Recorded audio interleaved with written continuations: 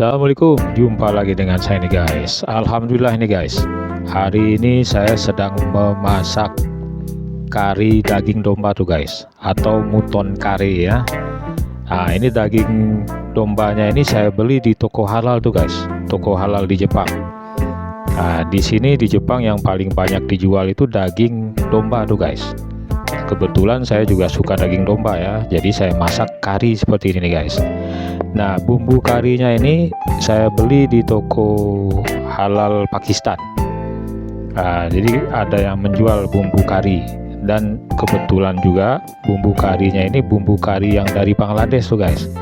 Jadi di dalam masakan ini macam-macam tuh guys, macam-macam dari negara ya. Ada ya bumbunya dari Bangladesh, kemudian dagingnya dari Australia, kentangnya dari Jepang, dan lain-lain.